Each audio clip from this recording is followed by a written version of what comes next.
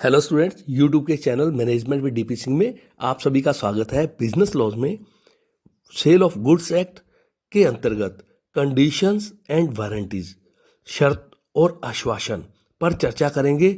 इसको समझने का प्रयास करेंगे। जब कोई व्यक्ति माल क्रय करने के लिए विक्रेता के पास जाता है तो ऐसी स्थिति में तो वो अपने माल की प्रशंसा में विक्रेता अनेक प्रकार की बातें उसको कहता है। यदि इन बातों को विक्रय अनुबंध का हिस्सा बना लिया जाए या उसको मान लिया जाए या वो ये आपस में सहमत हो जाते हैं तो ये बंधन बन जाता है। और इन बंधनों में दो प्रकार के आते हैं, एक आता है शर्त और दूसरा आता है आश्वासन। या दूसरे शब्दों में कह दें कि विक्रय अनुबंध में माल के संबंध में जो अनुबंध की विषय वस्तु में बात कही गई है, कथन कहे गए हैं, विवरण दिए गए हैं, उसको अपने शर्त के रूप में और आश्वासन के रूप में मानते हैं अंडर सेक्शन 12 के अनुसार। तो आइए समझते हैं शर्त क्या है, आश्वासन क्या है। देखिए, शर्त से हमारा तात्पर्य उस बंधन या कथन को कहते हैं जो अनुबंध के मुख्य उद्देश्य के लिए आवश्यक होता है तथा जिसको किसी पक्षकार द्वारा भंग करने पर या तोड़ने पर दूसरे पक्षकार को अनुबंध के परित्याग का अधिकार मिल जाता है। नेक्स्ट आता है डेफिनेशन ऑफ वारंटी। आश्वासन वह बंधन या कथन है, हम कह दें, जो अनुबंध के मुख्य उद्देश्य के लिए सहायक या सहवर्ती होता है, जिसके भंग होने पर क्षतिपूर्ति की मांग तो की जा सकती है किंतु माल को अस्वीकार करने या अनुबंध को भंग हुआ समझने का अधिकार प्राप्त नहीं होता, उसमें अधिकार नहीं मिलता, तो उसे अपने वारंटी कहते हैं या उसको अपने वारंटी की बात को उस क्षेत्र में माना जाता है। इसी प्रकार यदि कंडीशंस जो विक्रय अनुबंध के अंतर्गत तय की गई हैं, अगर वो कंडीशन अपने कहते हैं भंग हो जाती है या शर्त भंग हो जाती है तो उसके क्या परिणाम हैं या क्या उपचार है, तो उसमें अनुबंध का फर्स्ट तो त्याग किया जा सकता है। शर्त भंग होने की दिशा में क्रेता है वह अनुबंध को क्या कर सकता है, परित्याग कर सकता है या माल को अस्वीकार कर सकता है या वो शर्त भंग को आश्वासन भंग समझकर और उसकी क्षतिपूर्ति का विकल्प भी दे सकता है क्रेता चाहे तो, और शर्त मुक्त कर सकता है। क्रेता विक्रेता को माल के पालन से उसकी मुक्ति दे देता है कि इस शर्त को पालन नहीं किया जाए तो उसे कोई इतराज नहीं होगा। या हम ये कह दें अनिवार्यतः ये पहले से अनुबंध में तय हो जाता है कि शर्त भंग को आश्वासन भंग मान लिया जाएगा और उसकी क्षतिपूर्ति की व्यवस्था की जाएगी। इसी प्रकार अपने यदि वारंटी है उसके भंग हो जाती है या उसकी पूर्ति नहीं होती है आश्वासन की, तो उसमें क्षतिपूर्ति का दावा किया जा सकता है, माल के मूल्य में कमी की जा सकती है अंडर सेक्शन 59 के अनुसार, और मूल्य चुकाने से इनकार कर सकता है यदि आश्वासन भंग पर उसकी उत्पन्न क्षति के मूल्य के बराबर उसकी हानि हुई है क्रेता की, तो वो मूल्य चुकाने से उसमें इनकार भी कर सकता है और यहाँ इसके अतिरिक्त वो क्षतिपूर्ति के लिए वाद प्रस्तुत कर सकता है आश्वासन भंग होने पर। आइए शर्त और आश्वासन में क्या अंतर है इसको समझते हैं। शर्त अनुबंध के मुख्य उद्देश्य के लिए आवश्यक होती है, जबकि आश्वासन जो होता है वो अनुबंध के मुख्य उद्देश्य के लिए उसका सहायक होता है।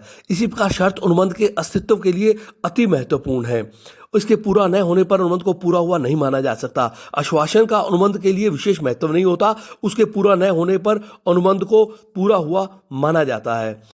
शर्त के पालन के बिना स्वामित्व का हस्तांतरण नहीं किया जा सकता, जबकि आश्वासन के पालन के बिना उसकी पूर्ति के बिना स्वामित्व का हस्तांतरण किया जा सकता है। शर्त भंग होने की दिशा में क्रेता अनुबंध को भंग समझ सकता है और विक्रेता से चुकाया गया मूल्य या उसकी क्षतिपूर्ति प्राप्त कर सकता है, जबकि आश्वासन भंग होने पर क्रेता केवल क्षतिपूर्ति की मांग कर सकता है। शर्त भंग को आश्वासन भंग माना जा सकता है और अनुबंध को निष्पादित पूरा करवाया जा सकता है। आश्वासन भंग को शर्त भंग कभी भी नहीं माना जा सकता। स्टूडेंट नेक्स्ट आता है employed conditions in contract of sale of goods. तो इसमें कौन कौन सी माल विक्रय अनुबंध में गर्भी शर्त हैं, इसका क्या मतलब है, कैसे इसमें ये गर्भी शर्तें होती हैं और इसका क्या प्रभाव होता है। देखिए, माल के स्वामित्व संबंधी गर्भी शर्तों में या माल के स्वत्व संबंधी गर्भी शर्त में यह गर्भित है कि विक्रय की दिशा में विक्रेता को माल बेचने का अधिकार प्राप्त है। ये गर्भित रूप से मतलब एम्प्लॉयड है कि उसको माल बेचने का अधिकार है, तभी वो माल बेच रहा है। और विक्रय ठहराव की दिशा में माल के स्वामित्व के अंतरण के समय विक्रेता को माल बेचने का अधिकार प्राप्त है। तो ये एम्प्लॉयड माना जाता है। इसी प्रकार ये माना जाता है कि वर्णन के द्वारा माल के विक्रय अनुबंध में यह गर्भित शर्त होती है कि माल जो है वो वर्णन जो उसने बताया है उसके अनुरूप ही होगा। इसके साथ साथ यदि नमूने द्वारा माल का विक्रय किया गया है तो अनुबंध में यह गर्भित शर्त होती है कि आपूर्ति किए गए माल की किस्म और उसकी जो प्रकृति है वो दिखाए गए नमूने के अनुसार ही होगी। ऐसा एम्प्लॉयड है, ऐसा गर्भित माना जाता है, यह गर्भित शर्त मानी जाती है। इसके साथ साथ नमूने व वर्णन के आधार पर हुए विक्रय अनुबंध में यह गर्भित शर्त होती है कि आपूर्ति के समय जो दिया गया माल है वो नमूने के अनुसार और वर्णन के अनुसार ही होगा। इसी प्रकार सामान्यतः माल के विक्रय अनुबंध में माल की किस्म और उसकी उपयुक्तता के संबंध में भी गर्भित शर्तें हो सकती है। जैसे यदि क्रेता किसी माल को क्रय करने का उद्देश्य विक्रेता को पहले ही बता देता है कि मैं इस उद्देश्य से माल को क्रय कर रहा हूं, यह बात क्रेता विक्रेता को बता देता है। यदि क्रेता विक्रेता के विवेक और चातुर्य पर इस बात के लिए विश्वास कर लेता है कि वह उसके उद्देश्य के लिए उपयुक्त माल उसका चयन करेगा, मतलब उसने अपना उद्देश्य बता दिया क्रेता ने विक्रेता को और विक्रेता के विवेक और चातुर्य पर छोड़ दिया कि वो माल बेचता है, उसे ज्यादा जानकारी है तो वो उसके उद्देश्य के लिए उसको उपयुक्त माल देगा। इसके साथ साथ यदि विक्रेता सामान्यतः उसी प्रकार के माल का लेन देन करता है, मतलब उसका जो बिजनेस है, जो ट्रेड है वो उसी प्रकार के माल में है, तो ऐसी स्थिति में माल जो है उसके विक्रय अनुबंध में माल की किस्म और उपयुक्तता की गर्भित शर्तें स्वतः ही जुड़ जाती हैं।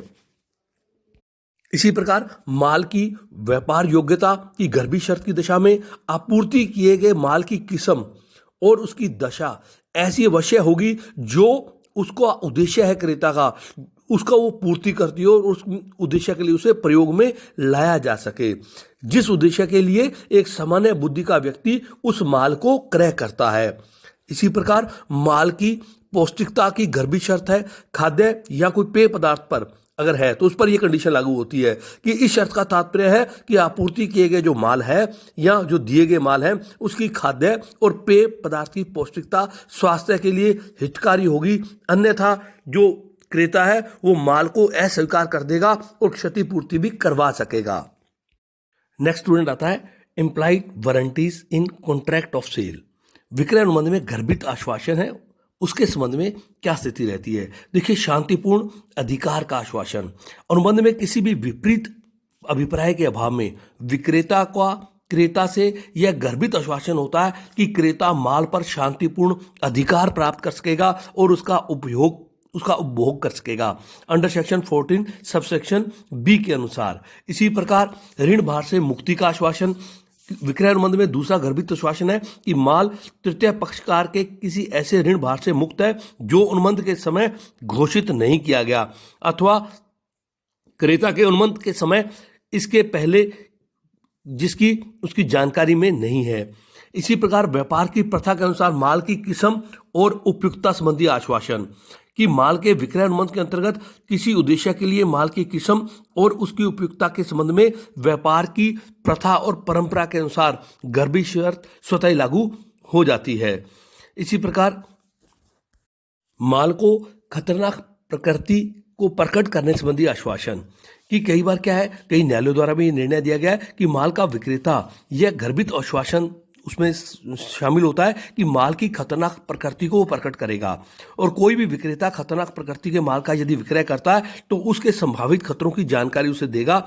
यदि ऐसे खतरों की वो जानकारी नहीं देता तो इससे उत्पन्न होने वाली हानि की उसको क्षतिपूर्ति करनी होगी। जैसे संभवतः अपने कई बार देखते हैं मेडिसिन के संबंध में जो दवाइयों पर विशेष रूप से लिखा होता है कि इसको लेने के बाद आप 10-15 मिनट तक कोई एक्सरसाइज नहीं करें, कोई भारी कार्य नहीं करें या इस दवा को अंधेरे में नहीं रखें इस प्रकार की, या इसको फ्रिज में नहीं रखें इस मेडिसिन को, इस प्रकार के उसके ऊपर वार्निंग लिखी होती है। तो इस प्रकार की जानकारी विक्रेता क्रेता को देगा, ऐसा गर्भित आश्वासन माना जाता है।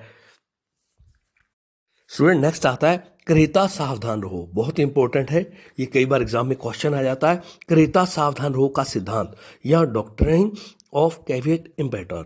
तो इसमें क्या है, क्रेता सावधान रहो का सिद्धांत ये इंग्लिश कॉमन लॉ का एक महत्वपूर्ण सिद्धांत है। यह सिद्धांत प्रत्येक क्रेता को सदैव सतर्क रहने के लिए कहता है, या इसके लिए अपने ये कह दें या ये कह दे बायर्स बी अवेयर, अपने हितों को ध्यान रखे। जो क्रेता है वो अपने हितों का खुद इसके लिए जागरूक रहे, सतर्क रहे। कोई भी माल खरीदने से पहले माल की किस्म और उसे उपयुक्तता की क्रेता को जांच कर लेनी चाहिए और इस बात से संतुष्ट होकर तभी उसको माल का क्रय करना चाहिए।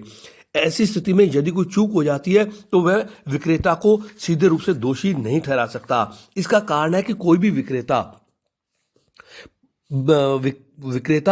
प्रत्येक क्रेता की विशिष्ट आवश्यकता के अनुरूप उपयुक्त किस्म का माल देने के लिए या वो उसकी जो जरूरत है उसके पूरी तरह अनुरूप ही माल दे, इसके लिए बाध्य नहीं है।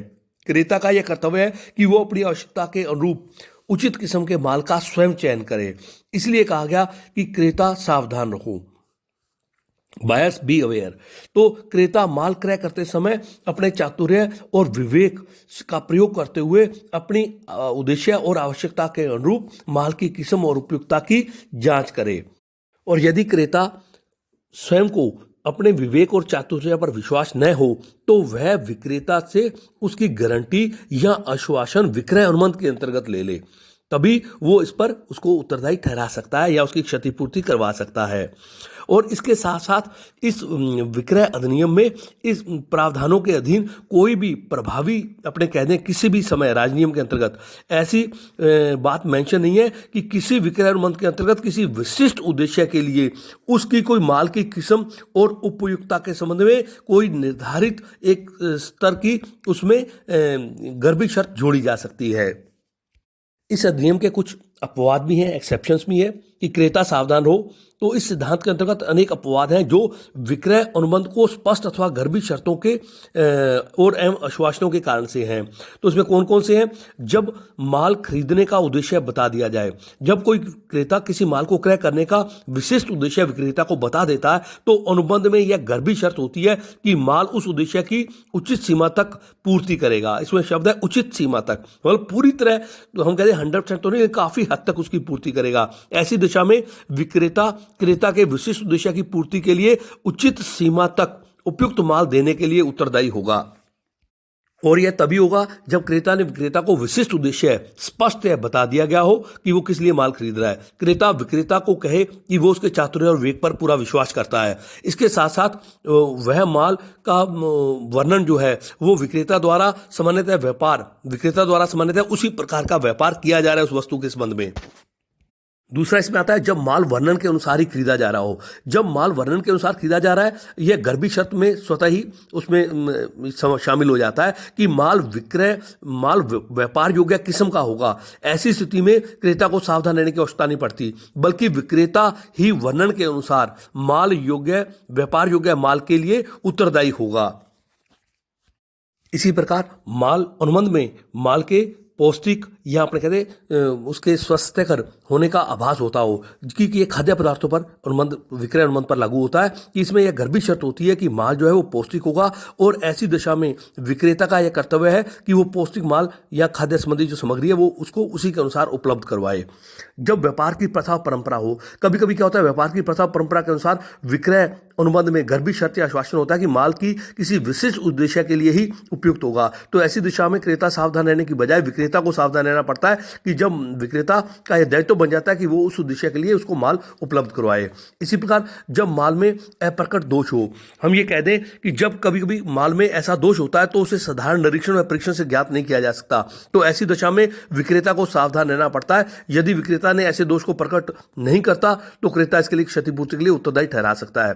इसी प्रकार जब अनुबंध कपट से प्रेरित हो, जब अनुबंध विक्रेता के कपट से प्रेरित हो तो क्रेता सावधान रहने का नियम लागू नहीं होता। ऐसी दशा में क्रेता विक्रेता से कपट से हुई क्षति की पूर्ति करवा सकता है। इसी प्रकार जब माल का विक्रय वर्णन द्वारा किया गया हो, यदि किसी माल का विक्रय वर्णन के अनुसार किया गया है तो यह गर्भित शर्त है कि माल वर्णन के अनुरूप ही होगा। ऐसी स्थिति में विक्रेता को यह कर्तव्य हो जाता है कि वह माल वर्णन के अनुसार ही क्रेता को उपलब्ध करवाए। यहाँ क्रेता को सावधान रहने की आवश्यकता नहीं होगी। इसी प्रकार जब माल नमूने द्वारा विक्रय किया गया हो, जब माल किसी नमूने के द्वारा विक्रय किया गया है तो विक्रेता का कर्तव्य है कि वो उसी के अनुरूप और उसी प्रकृति के अनुसार माल को उपलब्ध करवाए। इसी प्रकार माल का जो विक्रय वो नमूने और वर्णन के द्वारा किया गया है, दोनों को इसमें बताया गया है, या इसके साथ साथ हम ये कहते हैं इसमें स्वतः संबंधी गर्भी शर्त के अधीन माल बेचा गया है कि जब माल का विक्रय स्वतः संबंधी गर्भी शर्त है तो ऐसी स्थिति में विक्रेता वही माल उपलब्ध कराने के लिए बाध्य है जिसका स्वामित्व उसके पास है और बेचने के बाद क्रेता को उसका अधिकार ट्रांसफर हो जाएगा।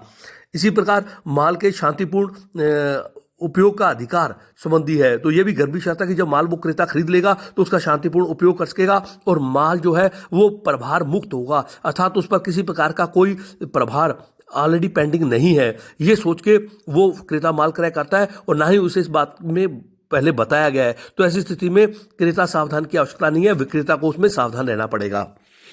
तो स्टूडेंट, ये था क्रेता सावधान हो, जिस पर अपने सिद्धांत पर चर्चा की, इसको समझने का प्रयास किया। धन्यवाद।